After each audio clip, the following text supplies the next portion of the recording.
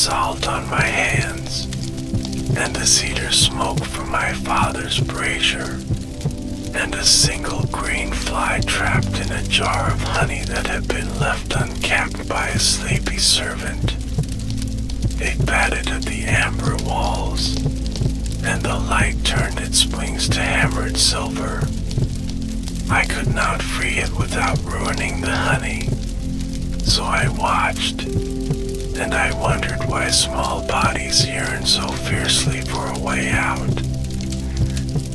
Years later I would give such yearning a name, and a cause, and a place in my notes.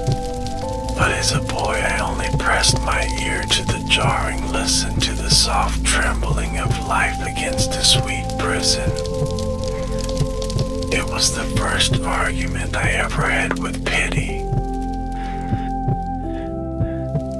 A scent lived in that room, a blend of goat parchment, crushed bay leaf, and the iron tang of scraped instruments waiting on linen. My father kept a tray of lancets and needles, polished with wool, aligned like soldiers on a hill. Sometimes he let me hold the bronze mirror while he stitched or inspected a throat, and I learned the patience of hands that must not tremble.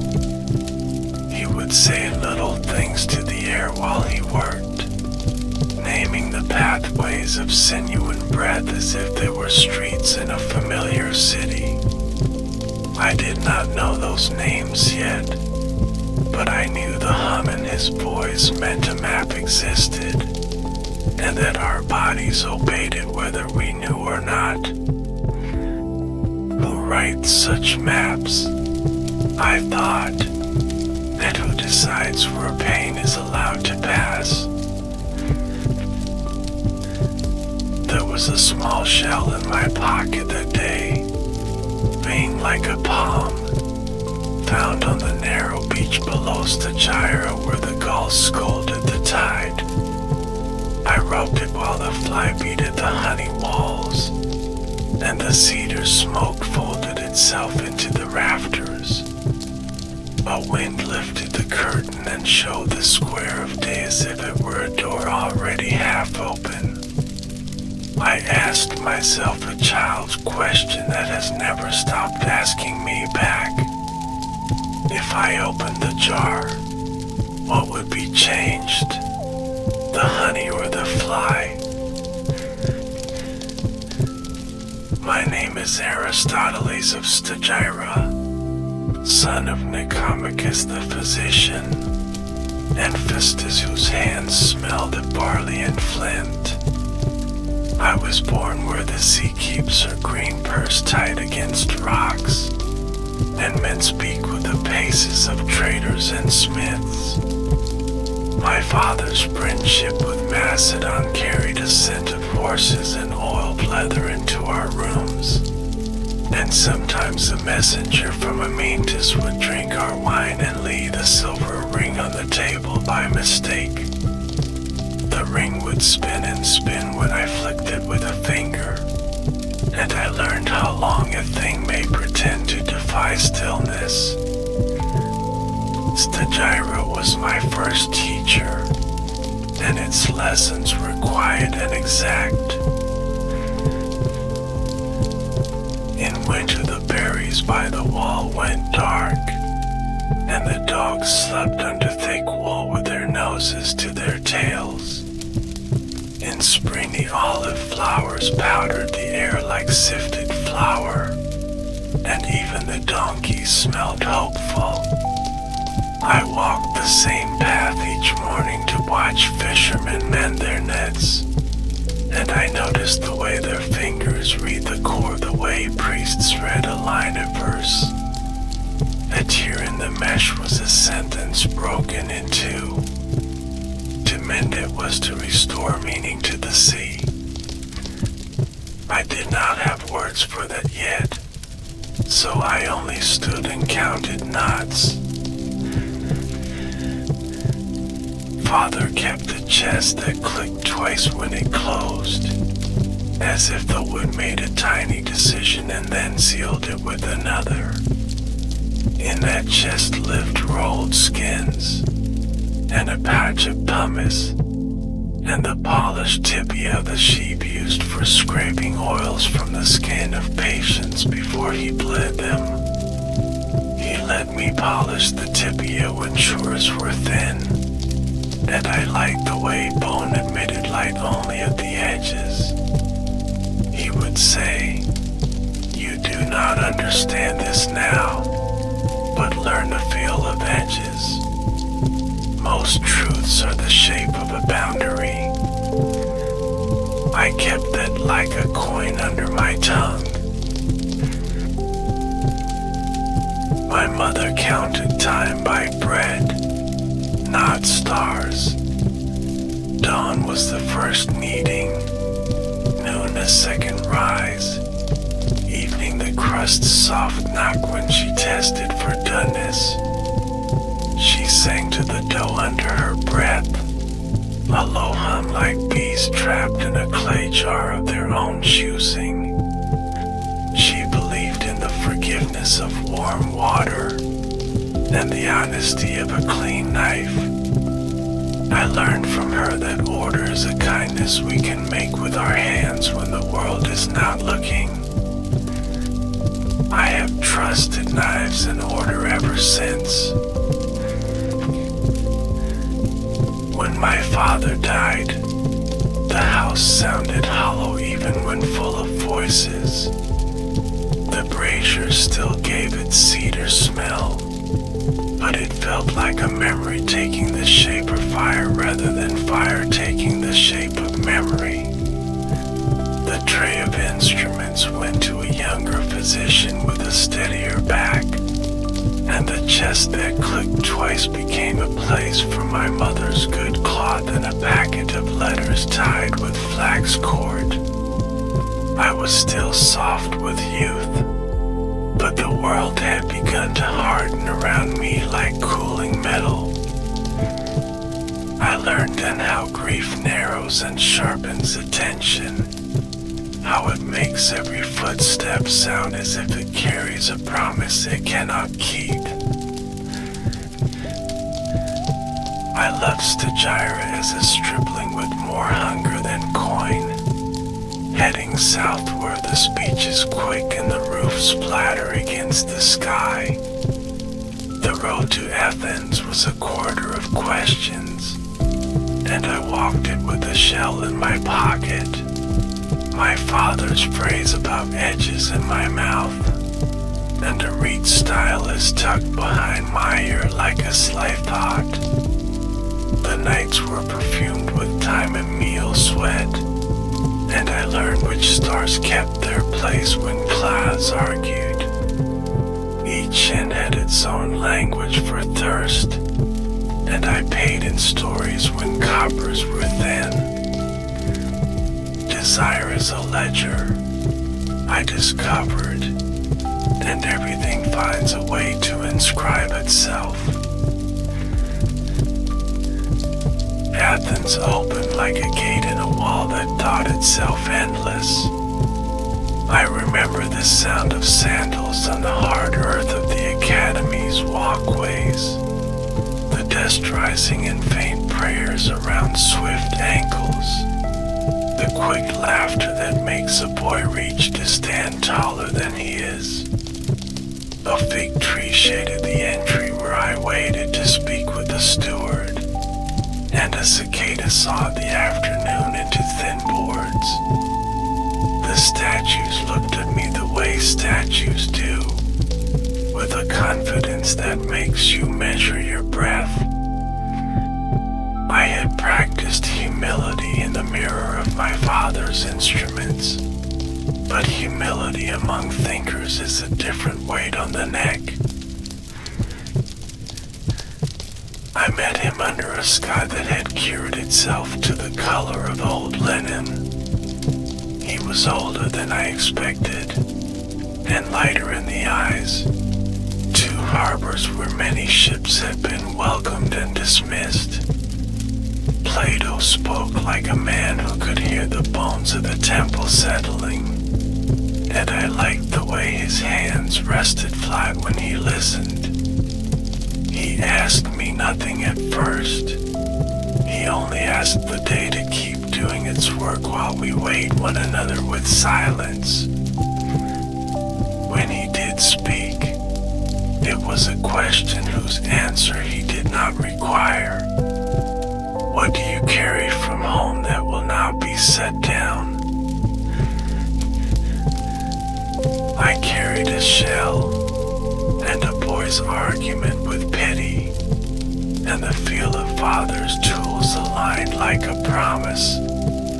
I told him I believed in the world as it is before we say it is something else. He smiled the way a man smiles when a favorite son speaks with a new voice. He gave me a place in the shade in a tablet slick as a river stone. And for the first season I listened more than I spoke. Listening is work that leaves no callous, but it adds a firmness to the mind the way bread gains a crust. The academy had its own weather. Ideas came and went and retreated like tides, and some mornings you could feel a storm brewing among the colonnades before a word was said. We walked and argued and carved pets in the dust as surely as goats traced the hill with their insistence. I loved the way a question could take my wrist and leave me outside the fence of my first thought. Some called those fences forms, high and clean and untouched by the mud where our sandals live. I did not despise a fence, but I wanted to lean on the post and test its grain with a knife. If something claims to be more real than a horse, I want to hear it breathe. I kept a quiet ledger of what could be touched, counted, split, or tied. Bees make a certain hexagon because they must conserve wax and distance, and because a circle cannot tile a world that needs no gaps. That seemed to me a better prayer than any pure geometry that refused to get its hands sweet and sticky. I took notes about thorns and gizzards and red clay, about the way boys chase a ball with the same alignment horses find when they break into a run together. Plato loved the clean edges of light unpolished thought. I love the small birds where thinking catches and refuses to slide. We were both loyal, in our ways, to necessity. In the evenings I returned to my little room that smelled of rush mats and old smoke, and I laid out my 3 belongings in a row: the shell, the stylus, and a knotted thong that had once tied my father's pouch of herbs. I called them my witnesses. I asked them to keep me honest when honor courted me with abstractions I could not afford. A man with too much brightness in his head can forget the weight of olives on a branch after rain. I would take the thong and test the strength of its knots, and I would whisper the names of the herbs as if my tongue needed to stay in practice with the green world. I did not worship certainty. I pursued it like a shepherd pursues a strayed lamb with a basket and a stick. Sometimes the lamb returns with a cheerful bleat. Sometimes it leads you to a ledge where only patience can follow. My patience grew heavier and more useful. I learned to ask the same question 3 ways and listen for which answer kept its feet on the ground when the wind shifted. My teachers strangers became my friends, and my friends became the voices by which I measured on.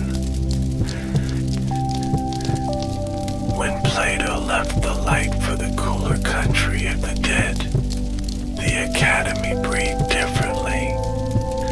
There is always a hush in a house when a father dies, even when the cupboards are full and the lamps are trimmed. I felt again the old narrowing that grief brings, and the instruments of thought aligned themselves on a tray I did not own. Leadership is a kind of alloy, and my metal was not the one chosen for that vessel then. I left Athens with a stiff back and a softer mouth, carrying my notes like clothes under my arm. Travel returns you to your hands. The road refuses the prestige of your arguments, and asks only if you can tie a good knot before stormlight opens across the plain. I learned new trees by their shadows, and new birds by the way they doubted me. I sat with priests who liked to count stars as if they were lambs that might wander if not numbered, and with women who knew the exact day onions forgive the knife. From both I borrowed grammar. My notes thickened with observations that did not ask permission to exist. When Hermes welcomed me like a kinsman to Atarneus, I entered his small court bright with pomegranates split to invite peace. There were men there who spoke of governance as if it were embroidery with gold thread only, and men who spoke of it as if it were reading with a dull blade and a sore back. I'd prefer the second music, though I did not ignore the first. To arrange a city is to sort stubborn objects that wish to remain as they are, and the sorter must love both the stubbornness and the dream beyond it. I married Pythias under a sky containing more gulls than omens, and I found in her a patience that warmed my stern places. Her hand smooths away my mother's had moved when proving a loaf. She kept a bowl by the door filled with small stones polished by streams, and visitors chose one to roll in their fingers while they spoke of small pains and larger hopes. I learned from her how the mind opens when the hands are occupied with a simple task. The stones gathered their own phrases from our guests, and I sometimes thought they remembered us better than we remembered ourselves. The shell from my childhood lived in that bowl among the river stones, and no one knew except me that a little piece of the sea listened to every conversation in our home. Word came from Macedon the way thunder sends word ahead of rain. Slow, then inevitable. I went north when summoned, the roads growing familiar with horse spoor and the laughter of men who think themselves young forever. In Pella I found a boy whose eyes took me in as if I were a proposition to be proved by conquest rather than chalk.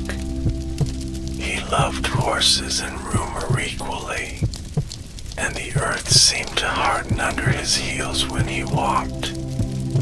I taught him letters because letters are obedient first and then powerful. His name was Alexander, and he kept his questions like arrows in a quiver, choosing them for flight when the wind favored.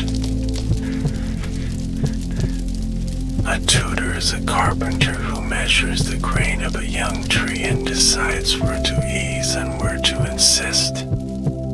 I spoke to him of temperance as if it were a bridle made of silk and iron together.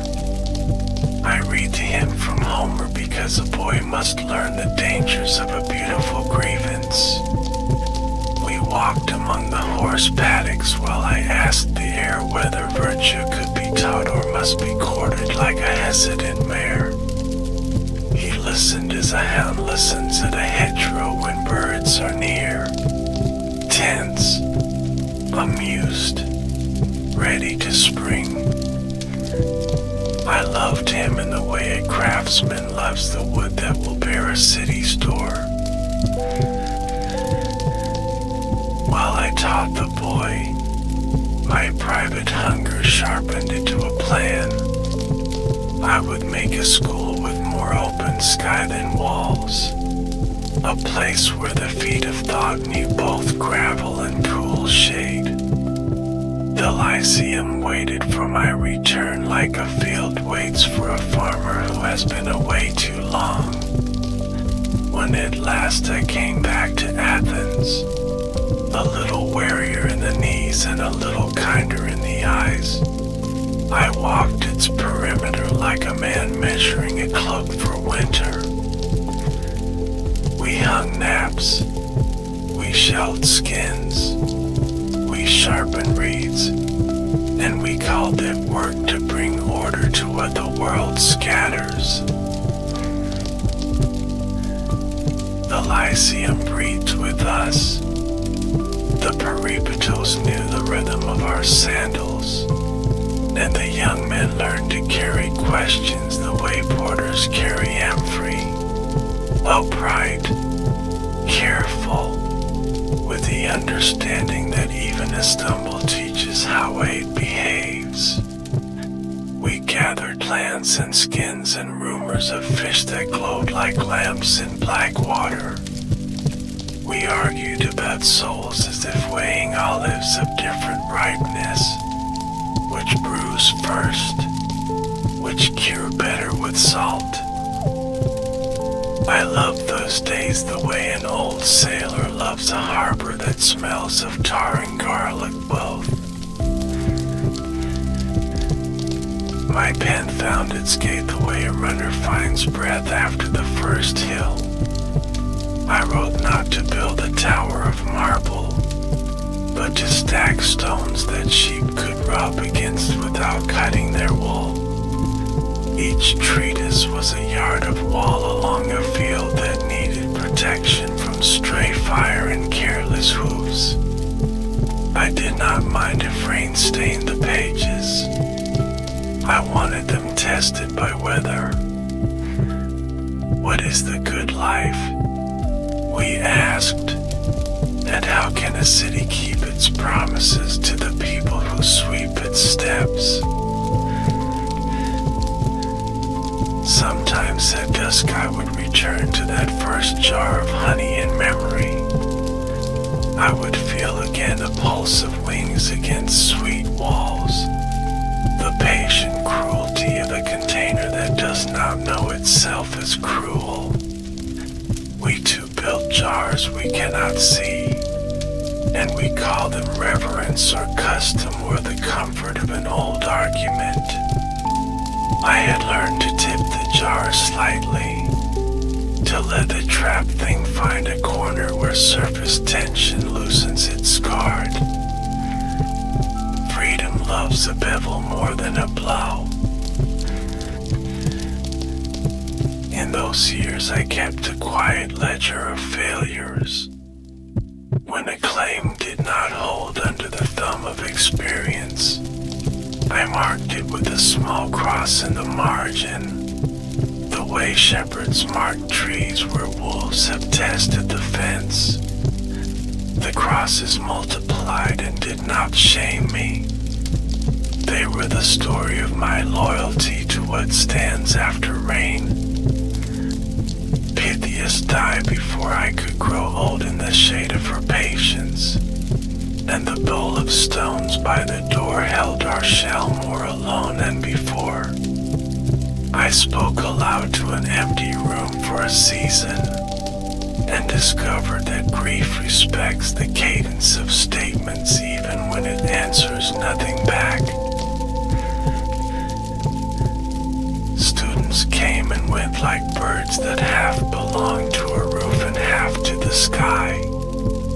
Some left me their questions as gifts wrapped in linen. Some took from me a habit of walking while thinking, which is a harder habit to keep than you might guess.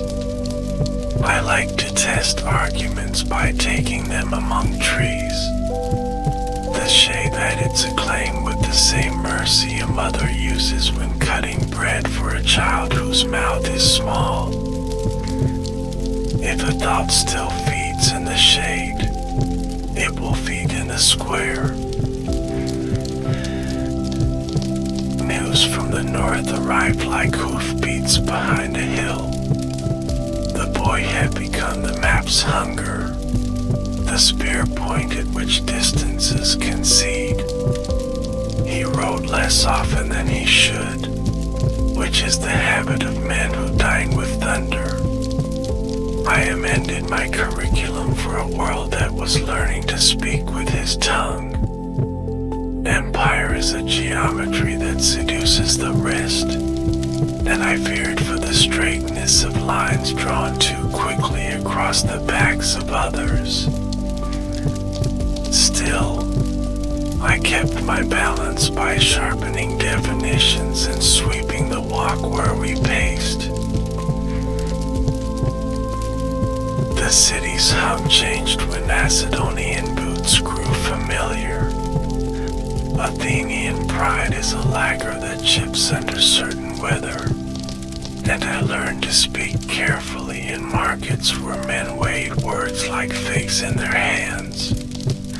I had enemies whose faces I could draw with my eyes closed, and friends whose loyalty looked like work done early before the sun. Laws shift as quickly as shadows when fear makes the lamp tremble. I trusted the old tools: observation, patience, the test of whether a thing stands when no one is watching it try to impress. On a certain morning, a student brought me a malformed fig that had grown into the shape of two small hearts fused at a corner. We cut it open and counted seeds, and I thought about how excess and deprivation can produce similar curiosities. He wanted me to tell him whether the fig was good or flawed. I told him it was both, which is the condition of all things that live in seasons rather than in gold. He kept the seeds and later planted them along the path where we walked, a row of small chances kneeling into dirt. I have always trusted the common ways of saying a thing. If we name something with words used for bread and buckets, it is more likely to feed and carry. When I wrote of causes, I thought of my mother's kitchen and my father's tray, of forms that pretend to be pure and of material that refuses to be shamed by mud. I did not wish to abolish wonder. I wished to harness it like a sturdy mule to a cart of names that would bear fruit to market without losing a single fig on the stones. Wonder is loyal when yoked to clarity. At night the Lyceum belonged to crickets and to thoughts that breathe more freely when the city sleeps. I would walk the Peripatos and feel the day cool in my bones the way a kiln cools clays to their lasting shape. The moon made silver of our rough walls, and the olive leaves applauded even the smallest correction in a draft. On such nights I placed the childhood shell on my tongue, tasting salt that memory insists remains even after years of dust. I would ask the same question that began this making of me. What changes when a jar is opened? The honey or the fly? The answer is a door that prefers to stay ajar. When dawn rose like a patient debtor counting coins, the young men would arrive with their anxious sandals and their eagerness to be corrected. I corrected sparingly and praised with a clean blade. Praise dulls when used like butter, but when used like oil it lets the parts move without grinding. We compared constitutions as a cook compares herbs, by smell first, then by what lingers on the tongue. I trusted noses as much as numbers. If you ask what object best holds my life, I would not point to a statue or a scroll. I would hand you the knotted thong and the shell. One ties what might scatter, the other remembers the sea even when carried inland for years. Between them is the work of a man who believes that form and matter are old companions who argue but never divorce. I have been the house where their quarrel echoes into order. The years begin to hurry when you stop counting them. Students replace students the way swallows stitch the air in new patterns over the same roof each spring.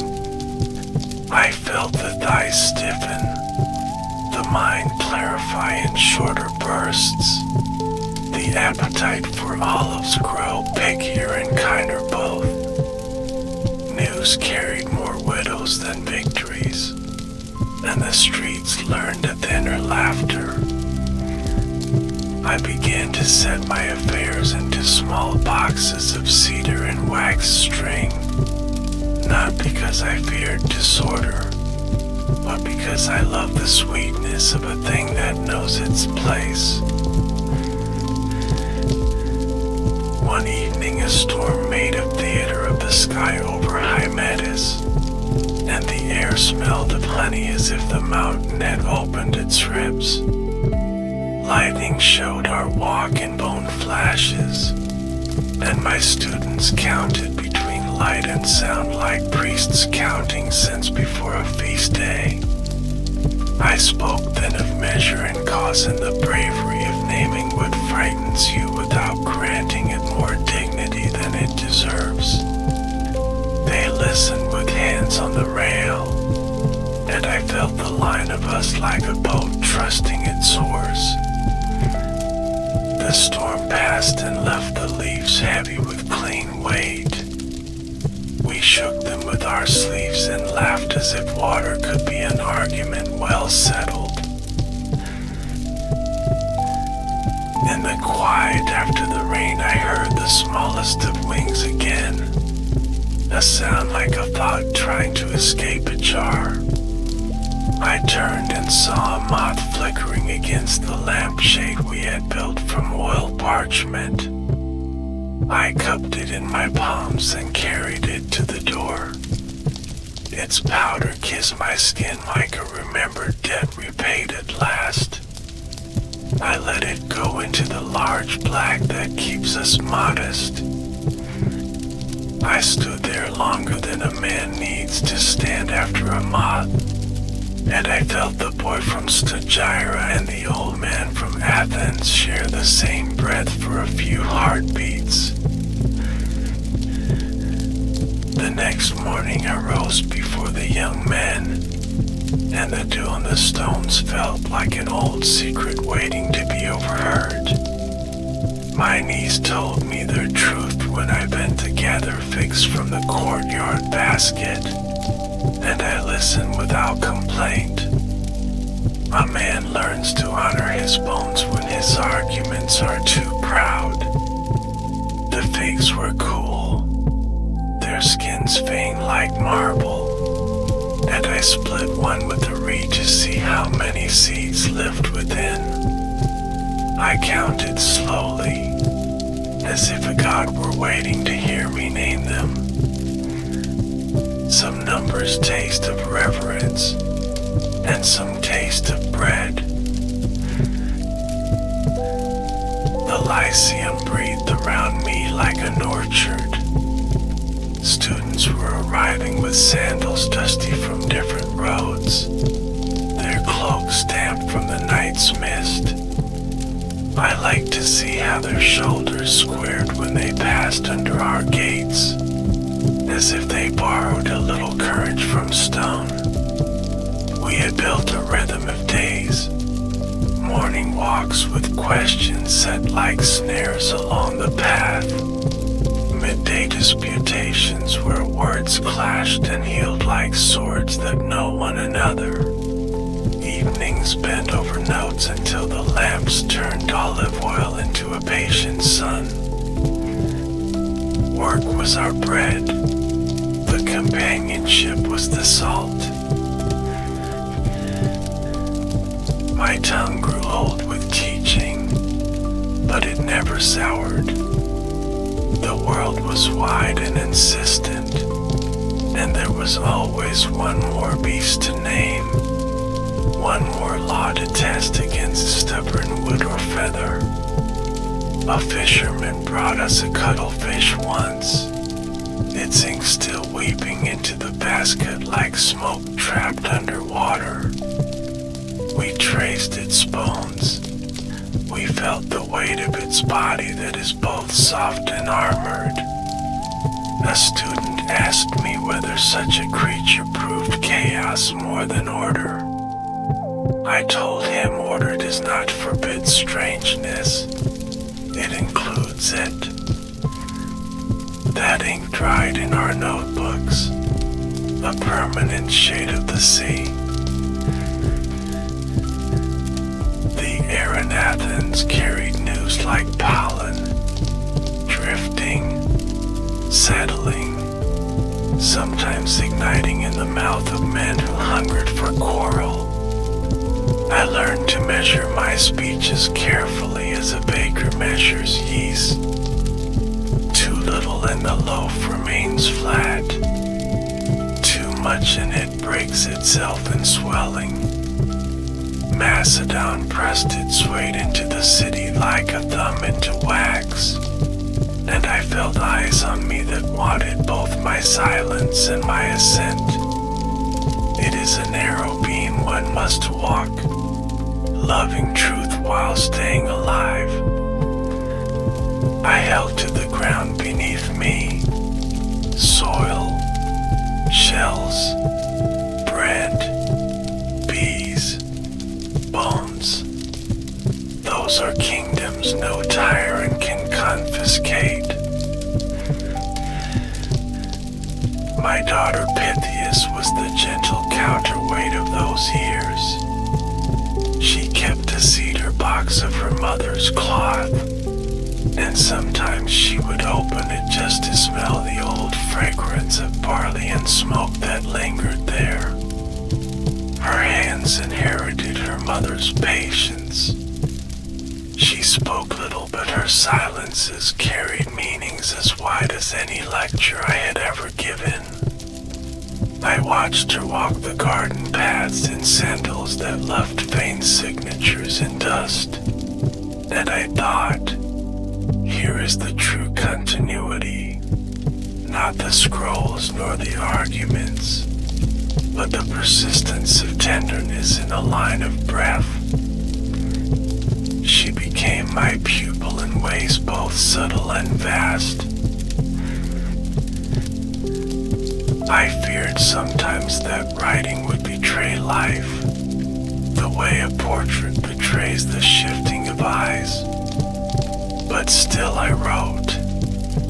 I wrote of animals that climb and animals that burrow, of hearts that beat fast like hares and slow like oxen. I wrote of constitutions as if they were gardens needing pruning, of causes that press upon one another the way hands press dough, words became a second body for me, more brittle, more enduring, less forgiving.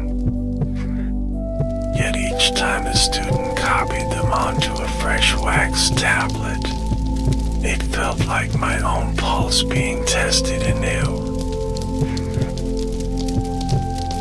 I would return often to the question of beginnings, not only of the cosmos, but of belief, of laughter, of the small desire to look at the sky instead of the ground. My companions at the Lyceum knew that I loved to kneel and watch ants build their fragile cities. Their paths looked aimless to a casual glance, but if you watched with patience, a story appeared. Food carried, soil moved, order insisted even in smallness. I learned to trust that even confusion has its measure. When Alexander's messengers reached me with tidings of victories too large to be told in a single breath, I sat under the plane tree and listened. Asia opened under his feet the way a field opens under rain. I felt both pride and caution. A boy I had once asked to name the herbs of Macedon now wrote his name across rivers I had never seen. What can a tutor claim in such a story? We plant seeds, but the soil belongs to time and chance. I prayed he would carry a little temperance like a bridle across his shoulders. The Lyceum grew noisy with debates about power and justice. Some students dreamed of empire like a banquet that never ends. Others feared it like a fire that promises warmth but consumes the house. I urged them to weigh, always weigh. A scale does not love either side. It honors balance. They listened with the impatience of youth, but still I saw in their eyes the first flicker of understanding. Even the brightest flame learns eventually that it casts shadow. I kept a small garden near the colonnade. Olives, figs, a patch of time that bees loved. Students laughed, but the great philosopher spent his best hours on these pulling weeds. But I told them weeds are arguments too, stubborn ones, and you must decide whether to let them flourish or to prune them for the sake of the whole. They began to see lessons in the soil.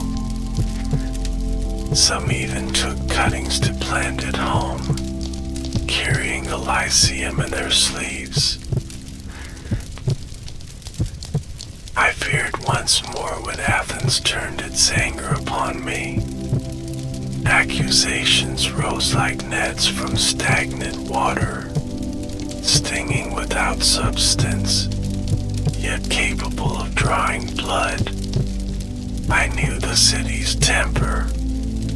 It had killed Socrates, and I did not wish to offer them another cup of hemlock to drink on my behalf. I fled quietly, saying to myself that I would not allow Athens to sin twice against philosophy. The road back to Chalcis was lined with cypresses, their shaded kind of stir and forgiveness. In Chalcis I found a smaller house, but the sea was near and the air smelled of salt and figs. I kept my papers close, though my hand tired more quickly on the stylus. Students still visited, carrying with them the freshness of questions that had not yet learned to be weary. I love them all the more for it. Each question is a seed even when the soil is shallow. My breath shortened in those days, but my patience grew longer. I would sit on the porch at dusk and listen to the gulls cry over the tide. Their wings turned the last light into scripture upon the sea. My daughter would bring me bread, and I would taste in it the continuity of all things: barley, hands, fire, air. The shell from Stagira rested in a small cup by my bed, and I touched it each night as one touches the edge of the prayer. What endures not the words we carve, but the fidelity with which we return to them. In Calcis the mornings open slow, the sea mist still clutching at the branches of olive and cypress. I like to walk early, before the streets woke to merchants' cries, when even the gulls seemed undecided about the day's quarrels. My feet knew the rhythm of stone paths, worn by centuries of sandals that had asked the same questions in different tongues. Sometimes I would pause where the water lapped against low piers, listening to the hush and slap of waves against wood. It sounded like a dialogue between patience and urgency. I had grown to love dialogues where neither voice sought victory. The house was plain but full of good light. My daughter kept her mother's cloth chest in the corner, and each time she lifted the lid, the scent of flint and flour rose like a remembered hand upon my shoulder. She cared for me with quiet gestures, arranging tablets, tending the small hearth, placing herbs where their fragrance might ease the ache of breath. I learned to read love not in words but in movements of hands. Each hand stroke was a treatise the world would never copy, but I read it with my whole being. Students still came, fewer than before, but their sandals left trails of dust across the courtyard. They carried my questions back to me like gifts wrapped in new skins. I was grateful for their energy, though my body slowed. I would sit among them and let the conversation swirl as bees swarm in spring. They asked of causes, of justice, of whether the soul sleeps when the body does. I told them the truth my age had taught me, that sometimes the most honest answer is a patient silence. They did not yet believe me, but time would teach them better than I could. I wrote less in those years. My stylus felt heavy, my wrist a reluctant servant. Yet the hunger to name things remained. When I could not inscribe, I spoke, and my daughter, a student, would mark the words. My thoughts had softened like cloth washed many times. They still held shape, but they were kinder against the skin. I had no wish to build further systems. I wished instead to polish the edges I had already cut. One evening a storm rolled from the north, thick with lightning that made the hills glow like iron in a smithy. the sea raged white, and the gulls fled England. I stood at the porch with my shell in hand, tasting salt as if my childhood had returned whole. Each flash lit the courtyard stones, revealing tunnels that mirrored the sky's fury. My breath was shallow, but my heart leapt with an old boy's thrill at nature's theater. Even in weakness, wonder was strong. I remembered then the boy in Stagira watching a fly in honey. I remembered the question, does the jar change when opened, or does the fly? Age had added many crossings to my ledger, but not that answer. I realized answers matter less than the fidelity of the question itself. To live is to keep asking in different tones, with different breaths, even when the hand trembles. The question itself is the freedom. I began to prepare for my leaving, not with dread, but with tidiness. I set my notes into neat bundles tied with cord.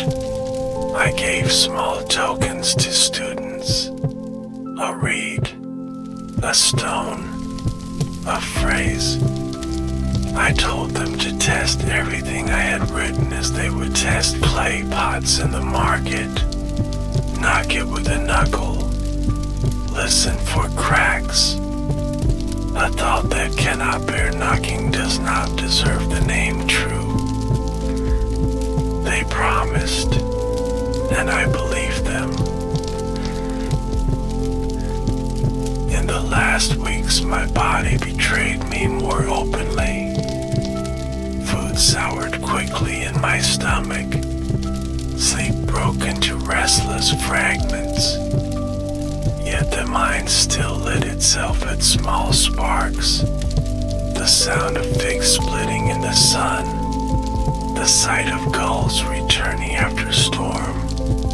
The fragrance of time crushed by sandals at the gate. These were enough.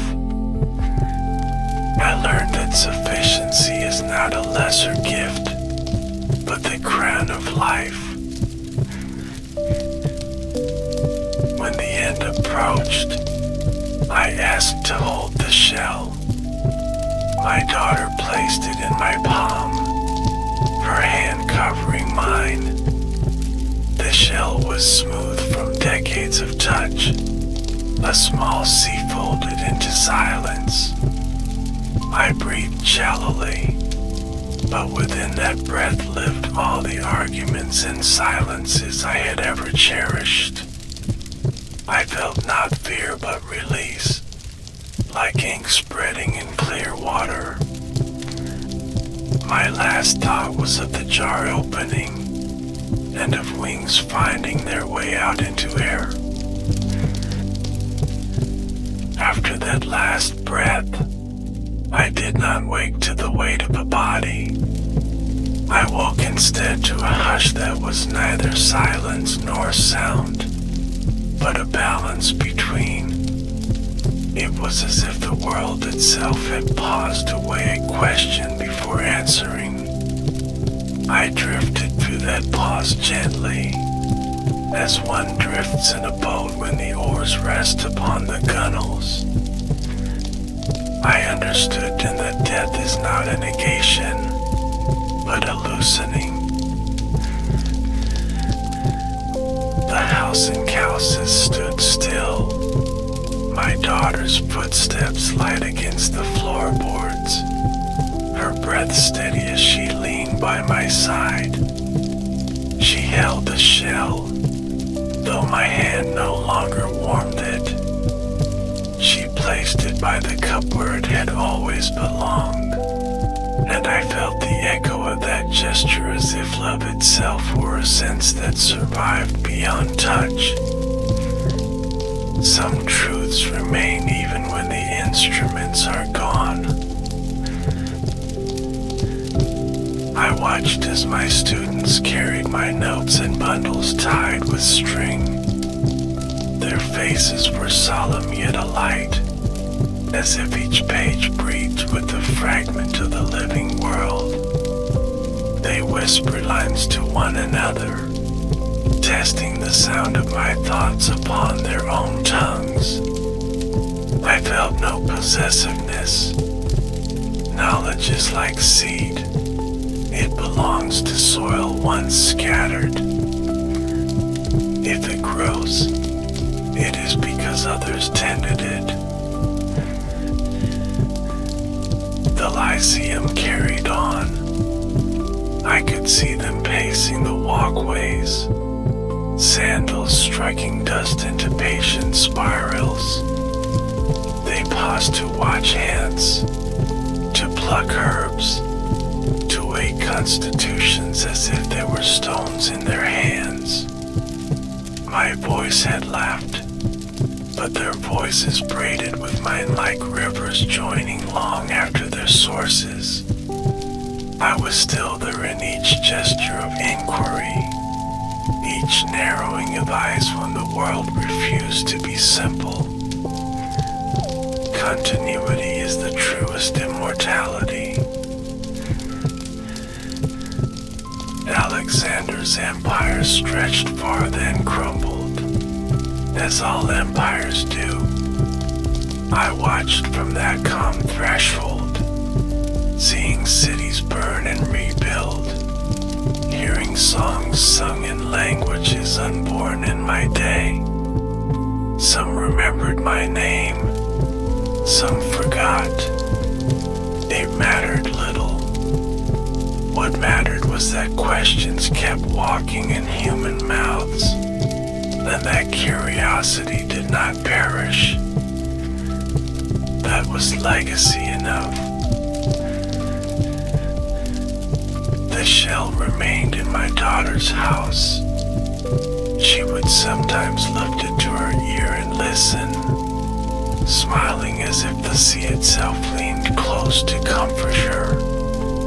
Later her children touched it, marveling that a thing so small could carry the ocean's voice.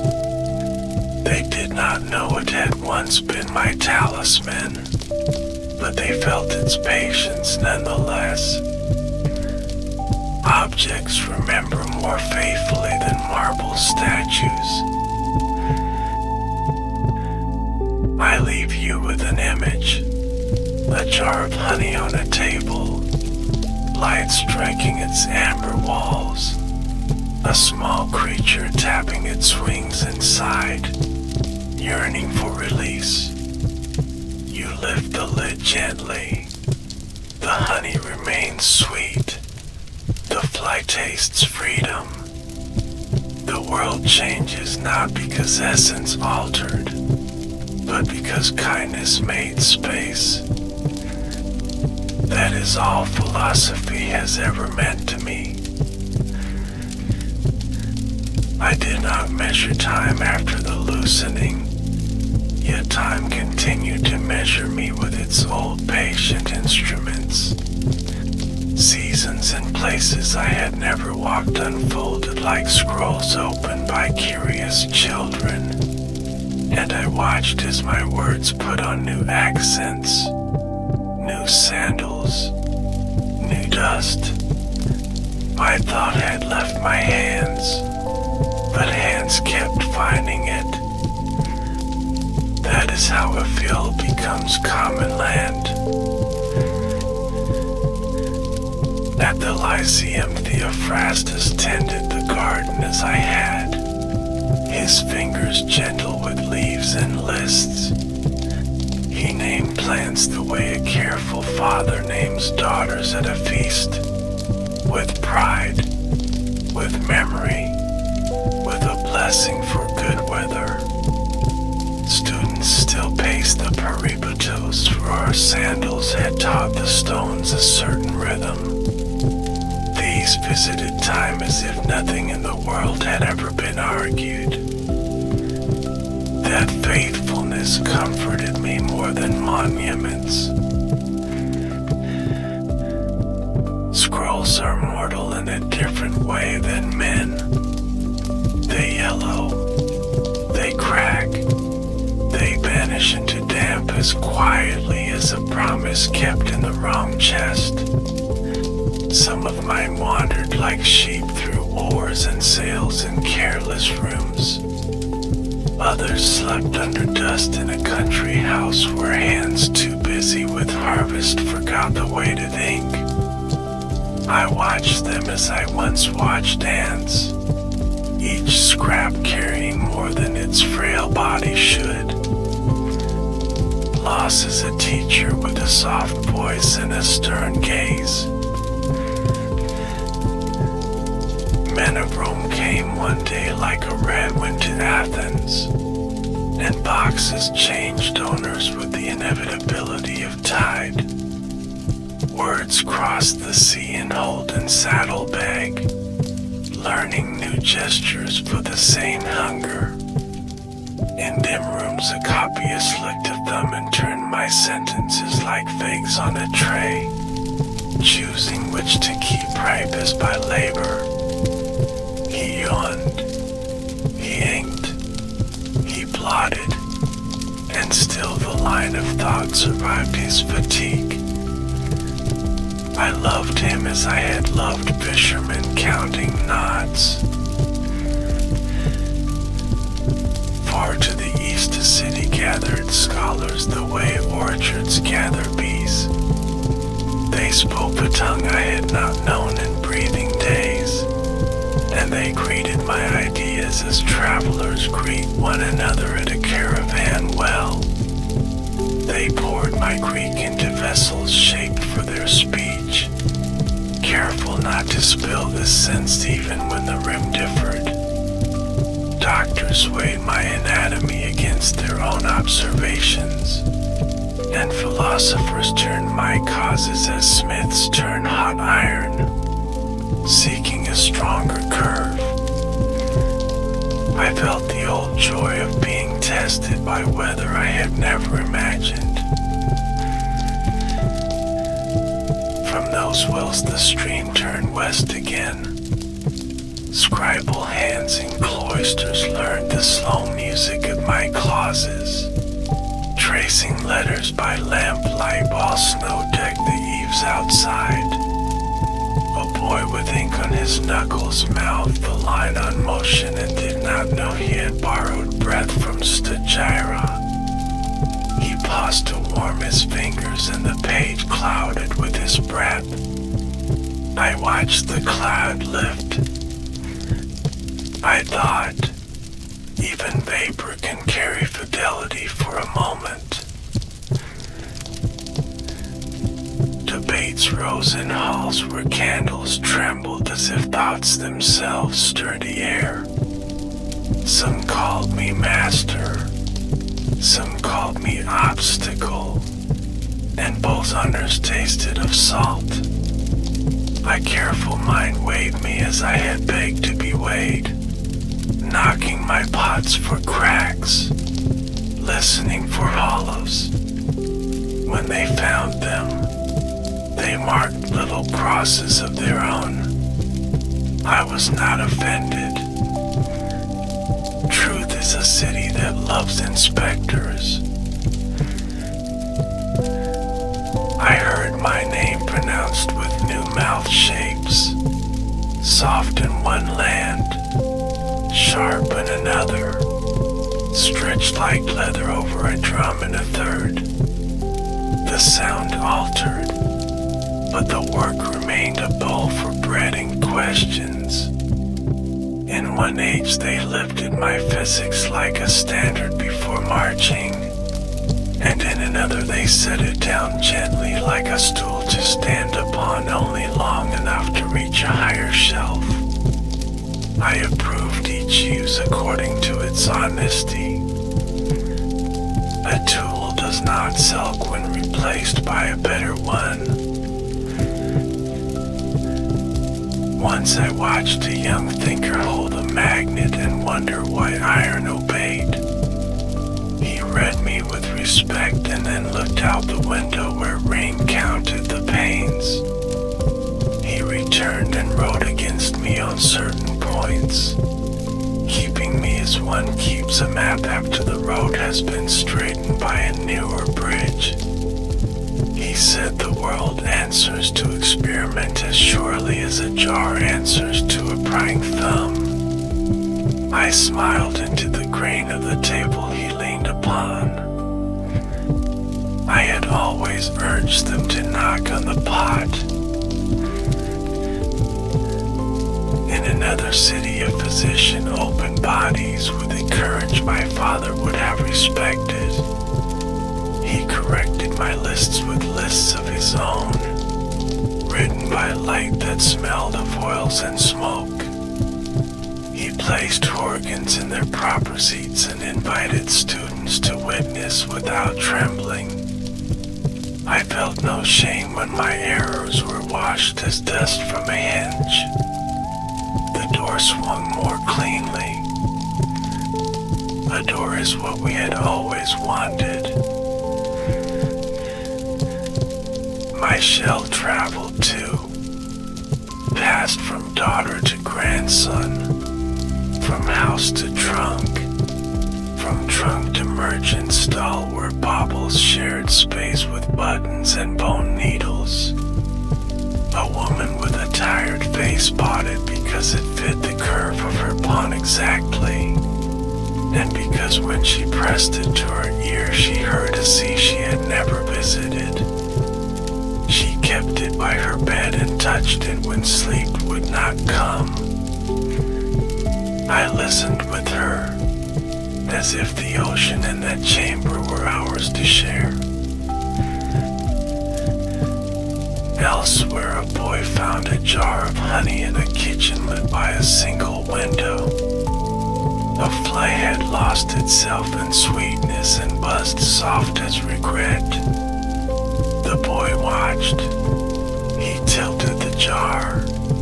The fly found the thin mercy at the rim and escaped into light. He did not know me, but he had answered my boyhood thought with his hand.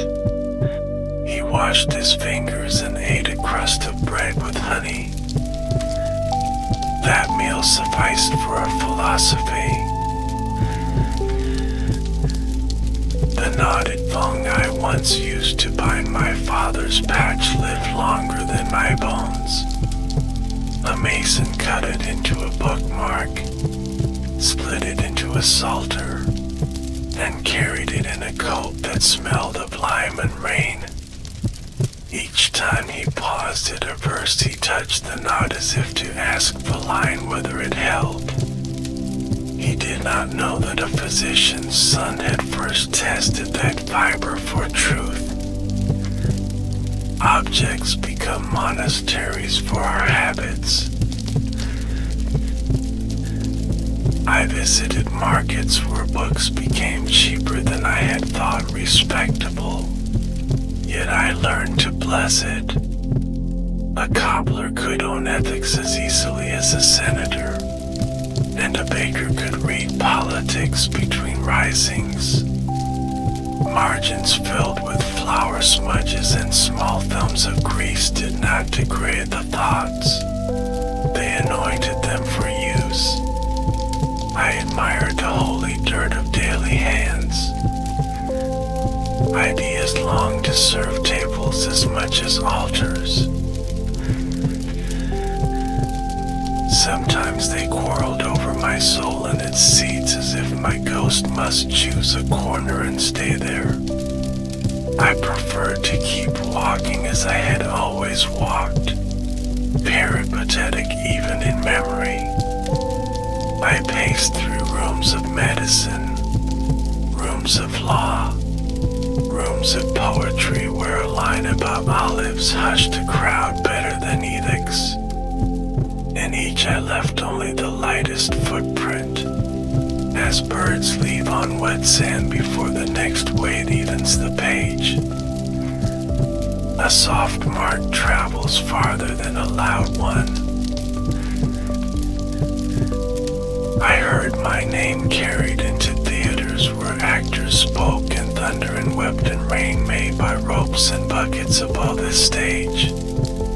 They quoted a fragment of my poetics and argued about pity until the lamp oil shook. In the audience, a young playwright rolled a stone between finger and thumb the way Pythias once asked guests to do when words were heavy. He kept the stone and later wrote a scene where kindness makes space without speeches. When the crowd stood to leave, he touched the stone again as if checking the pulse of his intent. A bowl of stones had become a school large as a city. There were centuries when my works thinned to whispers in certain towns, while in other quarters they grew like ivy over every wall. I accepted both as weather. What mattered was that the habit I loved survived. To look closely, to name carefully, to judge with patience.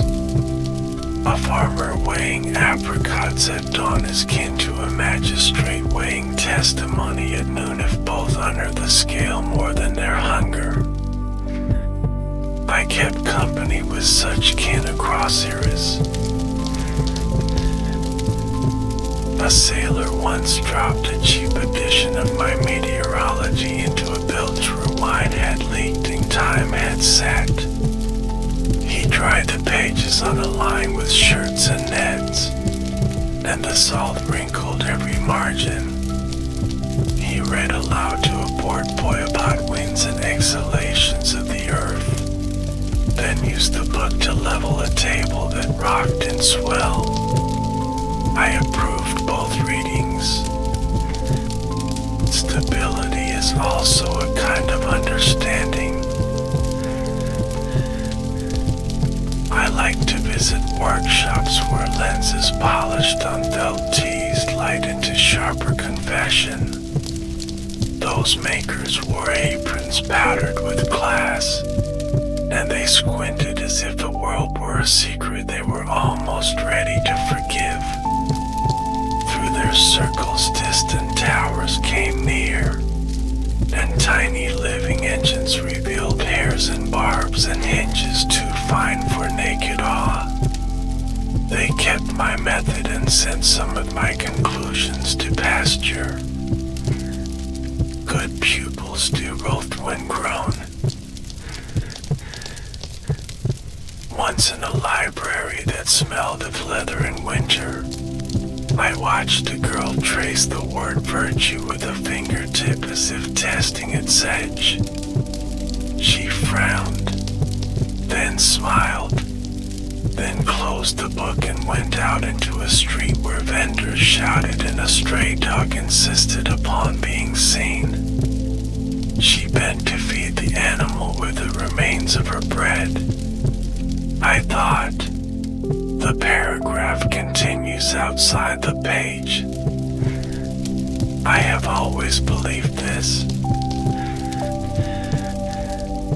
The shell kept traveling. It crossed mountains in a mule's pack, crossed a strait in a pocket sewn into a coat, crossed a threshold into a small shop where clocks ticked like reasonable hearts. The shopkeeper placed the shell beside a jar of copper buttons and a cup of pins. Children came to listen to it and left a coin for the pleasure. Their laughter lacquered the room with youth. The sea learned to live in wood and brass and habit. I have seen my ethics read in a barracks by a soldier who feared his own hand in the dark. He turned the pages with care a man rarely gives his own face in a mirror. He underlined the line about the meaning fold at the corner. Next day he returned the bread he had taken in anger from a slower comrade. He did not name the action. He only did it. I counted that gesture as a commentary finer than glosses in gold ink. Small justice is the day's true liturgy. When storms of plague passed across cities like hands smearing ink on a fresh page, they asked again what a city owes to a body, what friendship means when touch is rationed, what courage is when fear is ordinary and sensible. In small rooms, a nurse read a page and then washed the bowl and then returned to the page. The bowl and the page agreed on at least one thing: care has a shape. I had tried to draw that shape in words. Sometimes crowds shout my name in arguments I would have preferred to hold with bread and face laid out between us. They make me a pen or a hammer. I would rather be a scale, or a lantern hung low enough to see the stones that trip us. If you invoke me to win, you have perhaps misread my appetite. If you invoke me to look more closely, I will stand beside you as long as patience lasts. The peripetos is wide enough for both our feet. What of the end now, you ask, though we have sailed beyond it already? Endings are a kind of punctuation in the breath of things.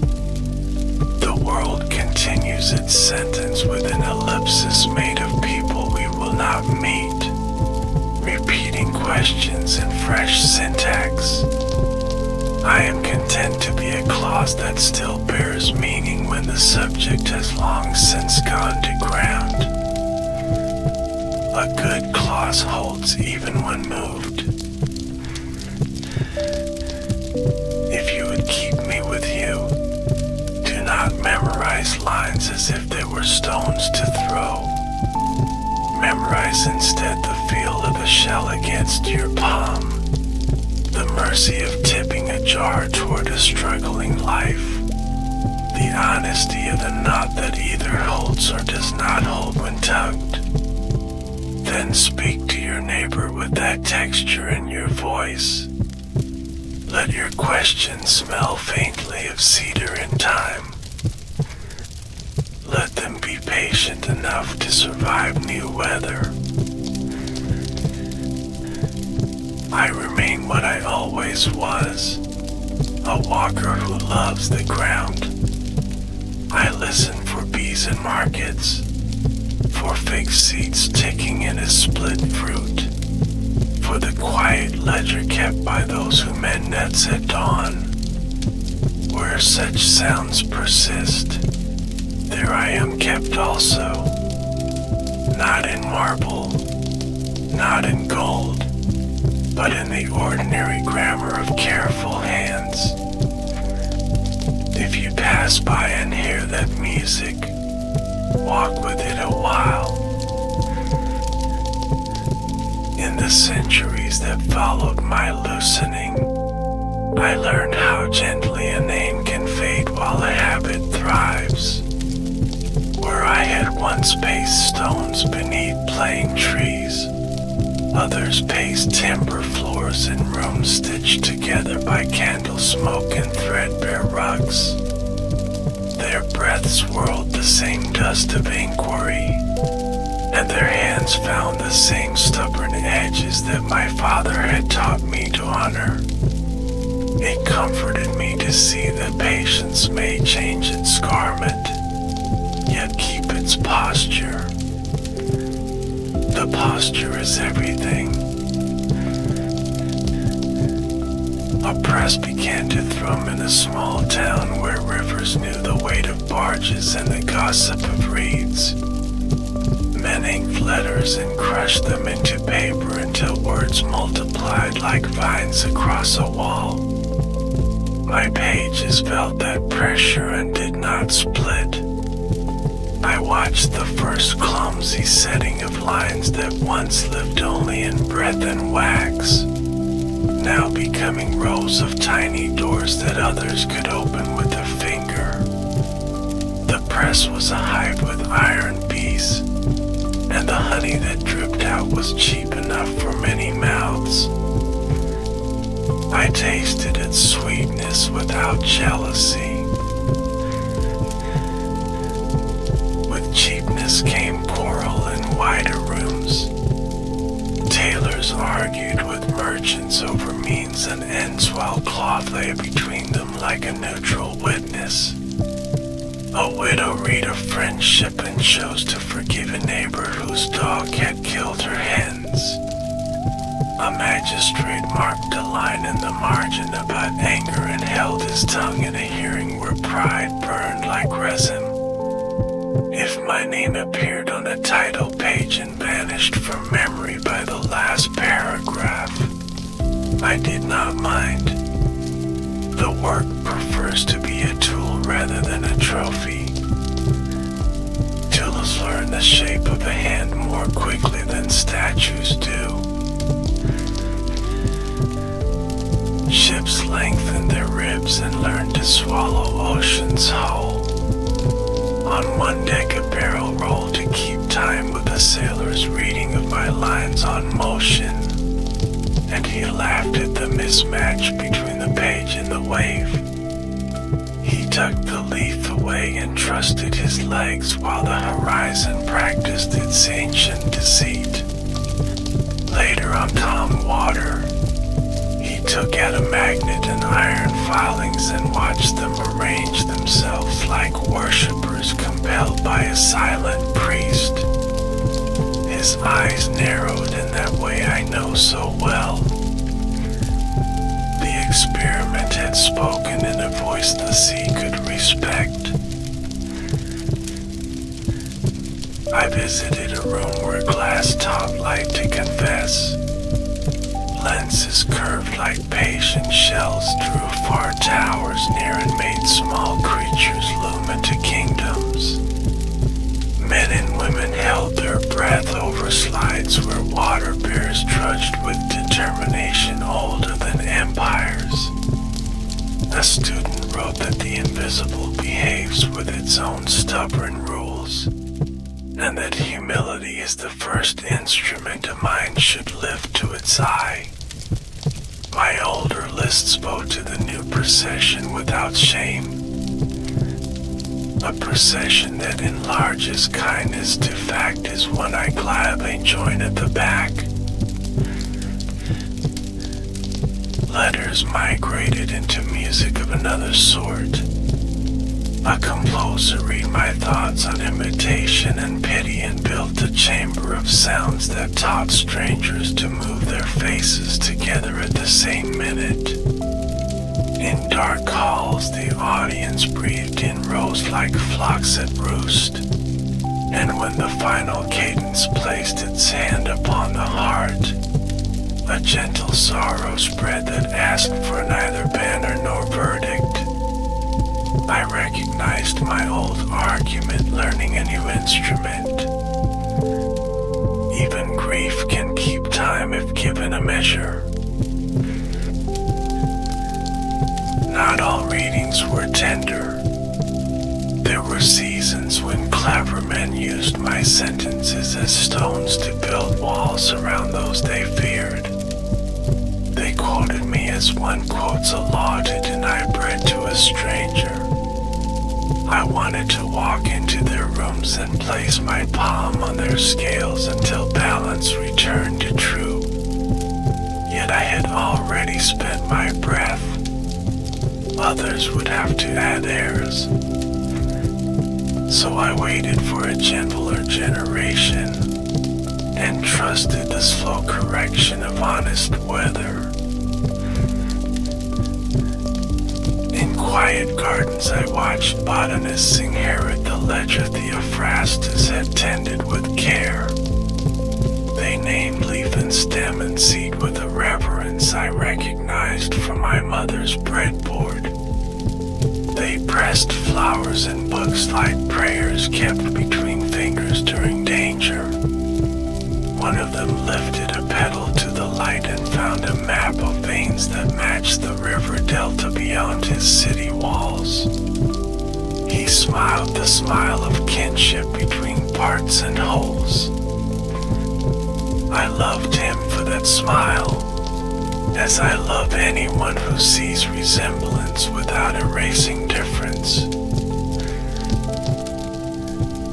A physician unrolled my words and laid them beside the open body of a man who had given consent for learning. Hands washed by vinegar moved with precision and mercy. The physician corrected my placements one by one without mockery, as a mason adjusts stones set by his father so the arch will bear the winter's weight. Students leaned in and learned to stand within the border whereon steadiness meet. The room smelled of iron and candle, of linen and purpose. The map grew truer, and I loved the trueness more than my name on the map. My daughter's line thinned and vanished as old lines do in time. Yet the shell endured its pilgrimage through pockets and tours and bowls where coins slept. It rested once in a farmhouse where the roof leaked in spring and sparrows nested in the eaves. A child there pressed the curve to her ear and heard a sea that had never touched her fields. She told her brother the shell whispered of cities made of light and stone and speaking water. He laughed, then listened, then grew quiet. Two minds had entered the peripatos with bare feet. Scribes became printers, printers became teachers, and teachers made rooms where all could enter so long as appetite led the way. In such a room a young baker attended a lecture after finishing the night's loaves, flour still ghosting his forearms. He heard that virtue was a habit of choosing the middle where excellence hides from pride. He returned to his bench and altered his measure of salt by a finger's breadth, and the bread sang when torn the next dawn. He never spoke the word ethics, but the loaves learned it under his hands. A painter mixed pigment with oil until the canvas knew the weight of flesh and the tremor of thought. He had read a scrap of my poetics about the recognition that comes when the story turns and shows its true face.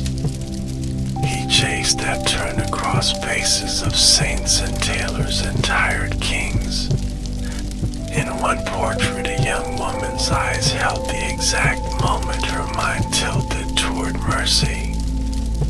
Viewers paused and felt the tilt occur inside themselves.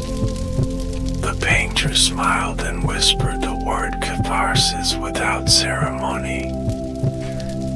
The canvas became a door left ajar for the better air to enter. Arguments sharpened into instruments suited to test the stubbornness of the world.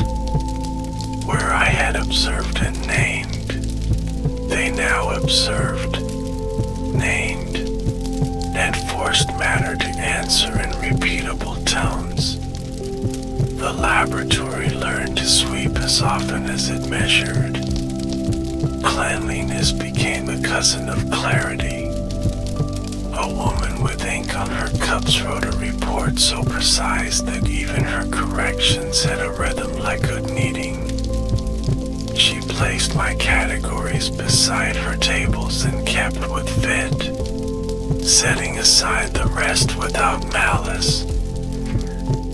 I applauded from my quiet threshold as a father applauds a child who improves the family recipe.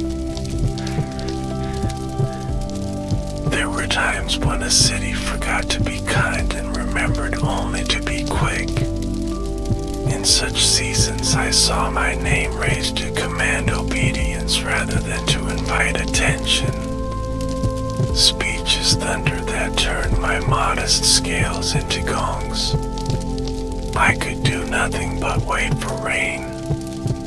Rain always comes. It wears away the loud stones and leaves the grain of things plain again. After rain, the peripetos opens like a washed path, ready for quieter sandals. A poet in a cramped attic wrote by moonlight while a cat warmed his ankles. He kept a crust of bread wrapped in cloth beside him and a jar of cheap honey he could barely afford. A fly lost itself in that jar one warm night. The poet watched, tipped the glass with care, and freed the creature onto the sill. Then he wrote a stanza about mercy that fit on a single breath. The cat opened one eye as if to approve. I felt the old boy in me grin across centuries. A judge read my politics not as a code but as a mirror for her own hesitations. She learned to distrust the heat of crowds and the cold of solitary certainty alike.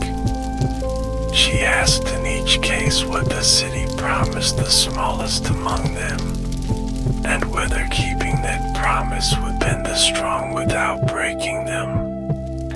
That question led her through storms that shredded banners and flattered slogans. She kept walking until she found a place where both mercy and order could drink. That place is rare, but it exists where patience is kept like bread for lean days. I took pleasure in workshops where tools hang in outlines on the wall so they can return to their places after labor. Those outlines are promises made in charcoal. In one such shop, a clockmaker balanced a pendulum with grains of shot and whispered to himself about means and extremes. He had underlined a passage in my ethics and stained it with oil from his thumb. Each tick was a vote for steadiness against the tyranny of rush. He wound the clock and nodded. The room consented to time again. The shell spent a winter in a pocket with a small brass key and a peppermint wrapped in paper. A nurse carried that pocket through corridors that smelled of vinegar and hope. Between rooms she touched the shell to steady her breath. She told no one. The peppermint she gave to a child who refused bitter medicine. The key opened a cabinet of linen where clean cloth lay like simplified snow. The shell kept the sound of a distant sea for her alone. At night she slept as if waves combed her thoughts smooth. I had witnessed many corrections of me that felt like blessings rather than defeats. When a thinker proved that falling bodies share a pace regardless of their size if the air does not meddle too much, I felt the relief one feels when a miscopied number is finally set right in the ledger. When explorers charted lands my maps never dreamed, I learned again that ignorance can be honorable when it remains curious. When healers filmed that invisible seeds of sickness travel from touch to touch, I praised the new garden discipline that saved breath I would have wept to lose. I have wanted only this, that we keep asking until kindness and truth keep company.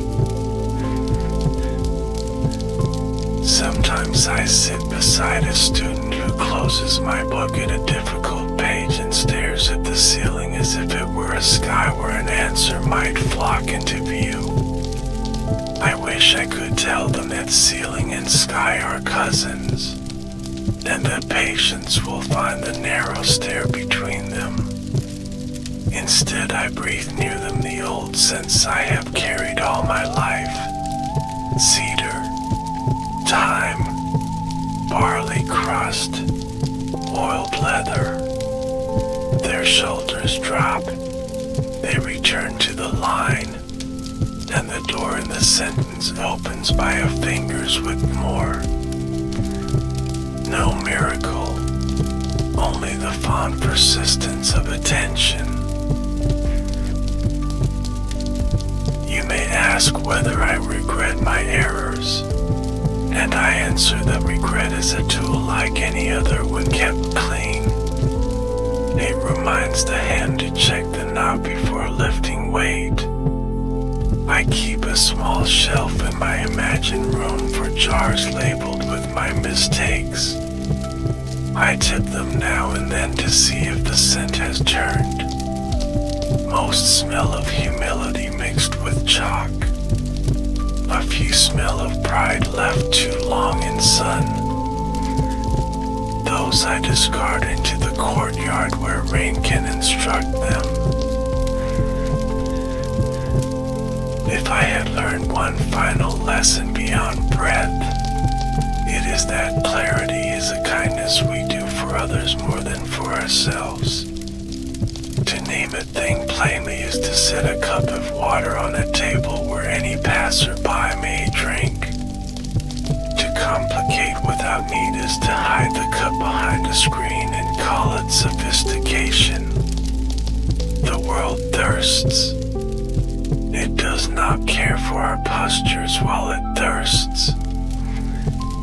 Leave the cup in the open air and refill it when you pass. I think often of my mother's hum over dough, and of my father's tray where instruments lay like quiet syllables waiting for a sentence to remember them. Those sounds are the measure by which I test any philosophy that asks to be believed. If the song cannot be heard while bread is kneaded, if the sentence cannot be assembled while a wound begs for steadiness, then the thought may be clever, but it is not yet true. Truth must agree to work in kitchens and in clinics. The peripatos remains where any two people decide to walk and think with their eyes open. It requires only ground and breath and the mild courage to be wrong in front of a friend. If you have no plane tree, a row of laundry lines will do, or a hallway that smells of soap, or a field stubbled with last season's wheat.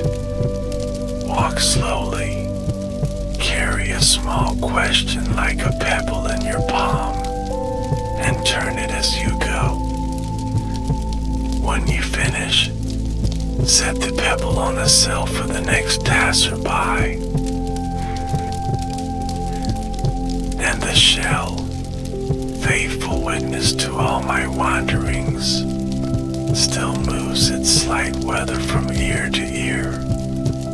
If you ever touch it without knowing what it once kept for me, you may yet feel your own tight answer in your chest. That will be enough. You do not need my name to keep the sea.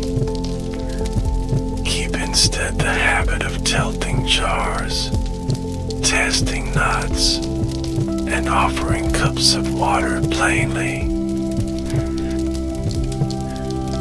A winter arrived that wrote in finer script than most, thin lines of frost on the clay jugs, notes of wind under the door like a reed flute trying scales in the dark. In that season I like to remember fires, cedar smoke at Stagira, lamplight at the academy, The bright heart that Pella where a boy learned to steady his hunger with verses. Memory is a brazier you carry without ash on your hands. It warms the rims if you cup it properly. I visited and thought the workshops of potters who knew the patience of turning clay. The wheel argues for the mean better than the lecture does. Too swift and the lip collapses. Too slow and the wall thickens into clumsy mercy. A woman with wrists strong as promise centered a lump and pulled the vessel upward until it learned dignity without pride. She cut it free with a wire and smiled at its balance. I said to myself, here is ethics baked into earth. A letter once traveled farther than any sandal I wore. It crossed mountains, snow, and sea moods and landed in a port where cranes outnumbered gulls. In a counting house, a clerk unfolded it and found only a single sentence. Name what you can, and be kind where you cannot. He copied it at the bottom of his ledgers for months, then taught it to a child who swept the floor with more attention than some senators give to law. I saw how small texts take root where large ones do not. Another night I stood in the threshold of a theater not built yet in my era. Lanterns swung like cautious stars, and the stage smelled of ropes and fresh cut pine. An actor rehearsed the moment of recognition, when a face learns its true name back from the world. He tried the scene 3 ways, with tears, with stillness, with a small laugh that tasted of salt and bread. The laugh carried the truth best. Audiences trust modesty more than thunder. I returned to fields at dawn where workers bent to harvest 2 wet greens. They spoke little, but their hands kept measurable time. A boy adopted a stray dog that would not stop circling the cards.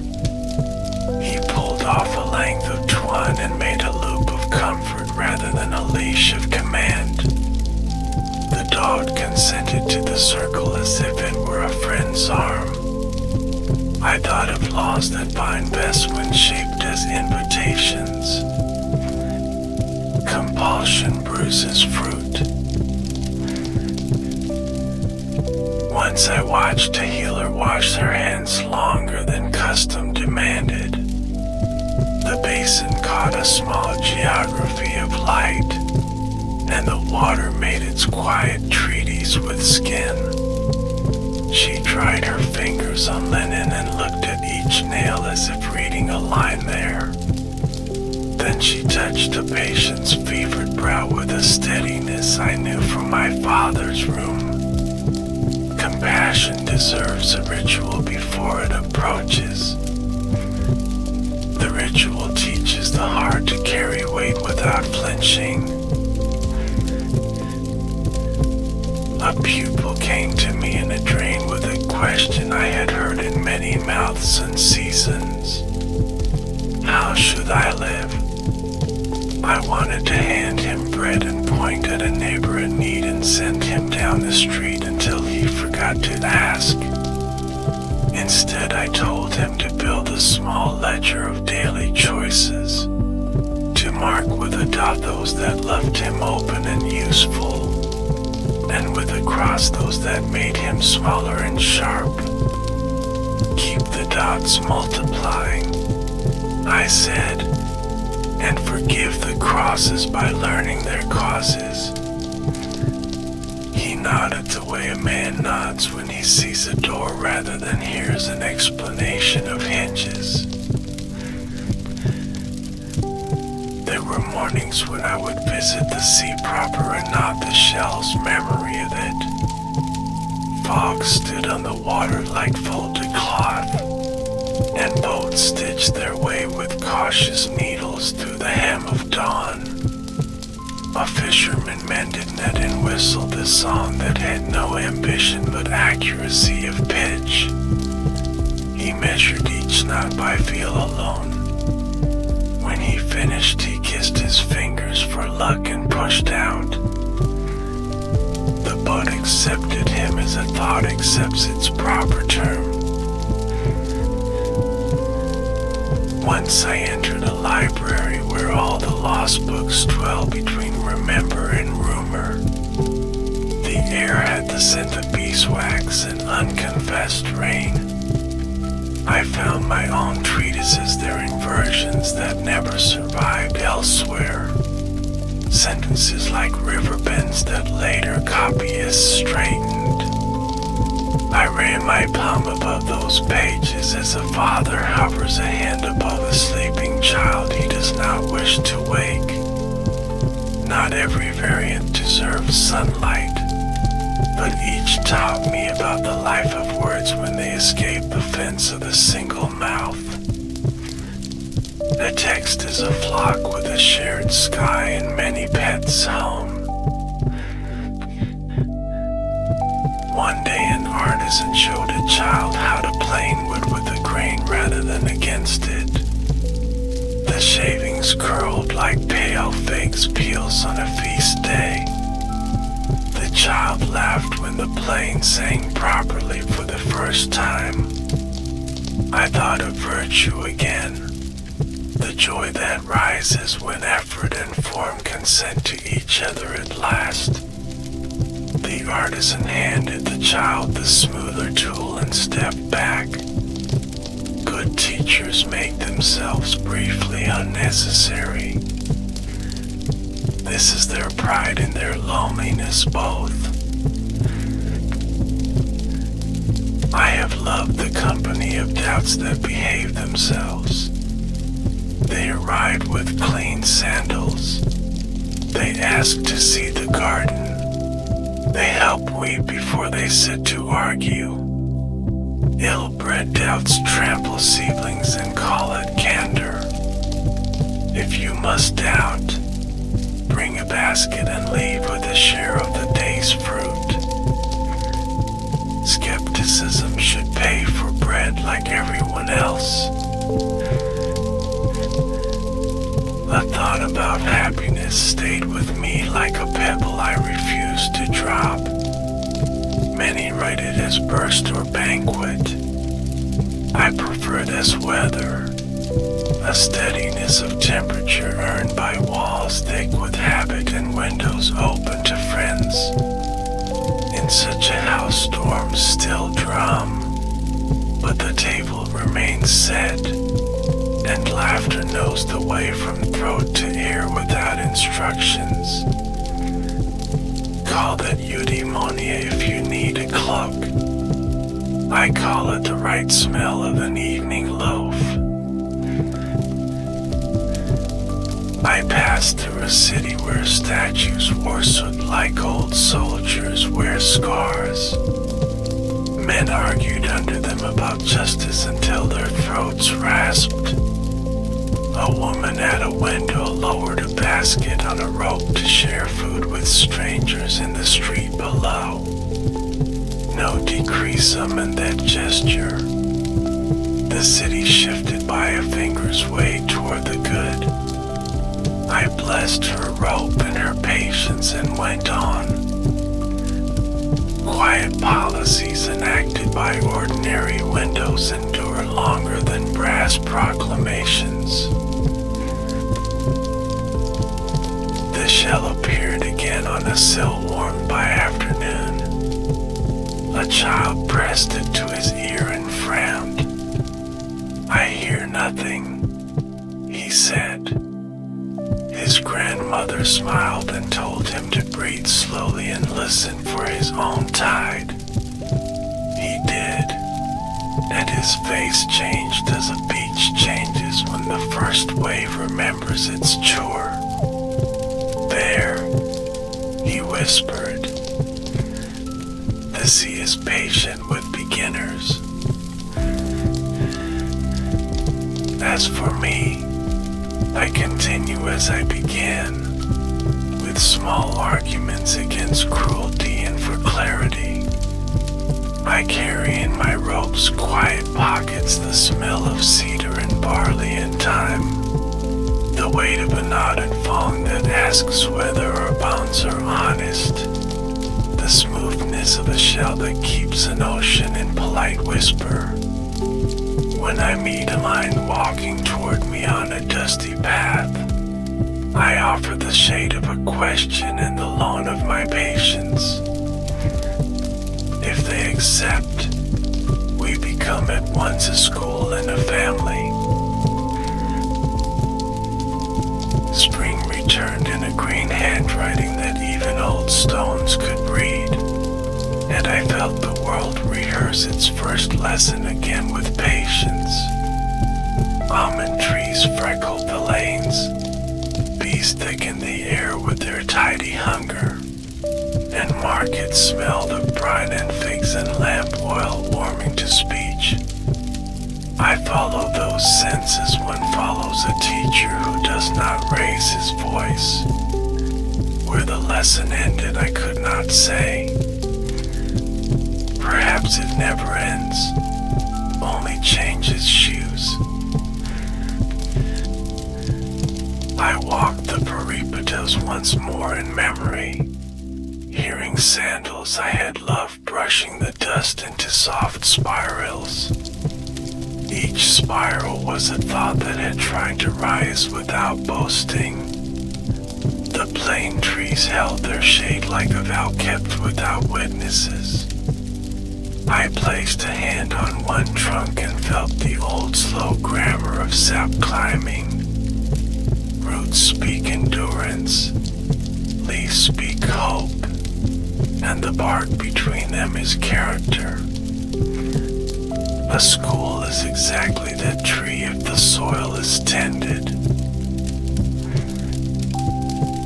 The bowl of stones from Pythia's store returned to me in a clear picture, its surface bright with a touch of many brief sorrows. I heard again the small clicks those stones made when turned between worried fingers. The shell rested among them like a confidant who asks nothing back. Guests would leave lighter than they arrived, as if each had paid a tax to kindness and found the rate fair. Our house had been a little republic of solace without debates. Some constitutions are written in bowls and doors rather than in bronze. I thought of Alexander with a mixture that age distills best.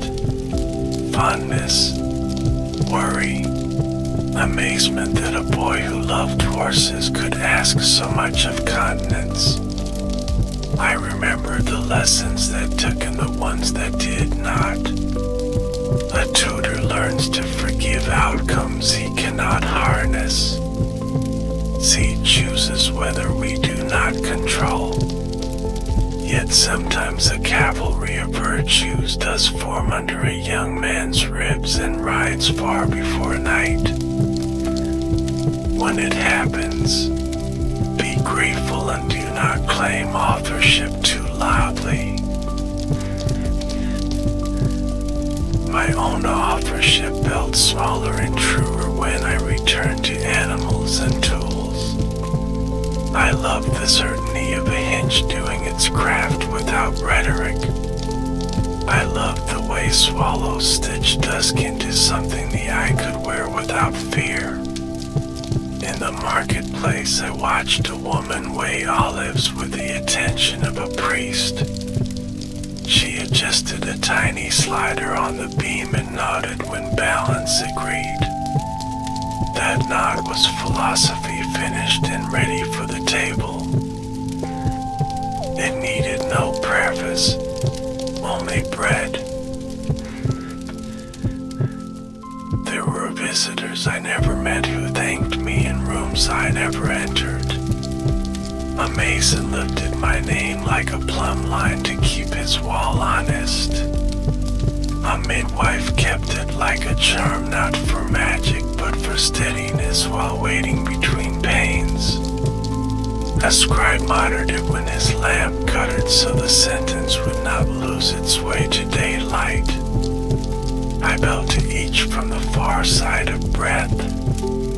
Their uses of me were better than any statue men could raise, and whether that does not love perfection for long. Statues flinch at rain, but habit does not. I repaired again to the edge of the sea that taught me beginnings. The tide wrote its temporary law across the foil of sand, complicated and exact, then erased itself with unembarrassed hands. I tasted salt and cedar and faint honey on the wind as if boyhood had kept its kitchen from me all these years. A child dropped a jar and laughed when the water inside attempted a shape and failed. Water does not sulk when freed of jars. It only resumes its one desire. I whispered to the world that I understood at last. Night came with its normal economy of stars. I have never believed that darkness is ignorance by nature. It is a room where the lamp waits, and the wick says quietly that patience is also light. In that room I arranged my 3 witnesses on a low table one last time. The shell, the stylus, the knotted thong. Each held its small jurisdiction. Memory, speech, and bond. Together they were a life folded neatly. What did I learn that I would hand to a stranger without commentary? That clarity is a form of love that works in kitchens. That mercy is the bevel on any jar we help to open without spilling sweetness. That balance is not a compromise but a strength held at full height. That we belong to causes like bread belongs to heat. Not as a victim to a flame but as a mixture seeking its proper form. And that attention is the only coin the world never refuses. Pay with it often, and you will not go hungry. Dawn widened like a door well hung on good hinges. I imagined the Lyceum waking, sandals starting their quiet arguments with dust, a student testing the weight of a word against a leaf he has not yet named. Somewhere a baker folded the day into a loaf without speech. Somewhere a judge balanced 2 griefs until they became one justice that both could live with. Somewhere a child tilted a jar and freed a small life because someone had once freed his attention. This is enough of an afterlife for any man with pockets full of earthen questions. The shell when you find it, even if you do not know why your hand refuses to set it down. Keep a thong or a cord that reminds you to test your nuts where pride would rather not pull. Keep a reed or a pen or any tool that turns breath into witness. Walk while thinking, and invite another pair of feet to share the path. When you part, leave one honest question on the sill for the next traveler. The road will know what to do with it. And if you need an ending that closes like a hand around a truth, let it be this picture. quiet as bread, a jar of honey in morning light, its lid set slightly ajar, a fly already gone, the room scented with patience. No trumpet, no decree, only sweetness kept and freedom granted in the same breath. The scales agree. I leave them balanced, and I leave you the habit of balance to keep them so.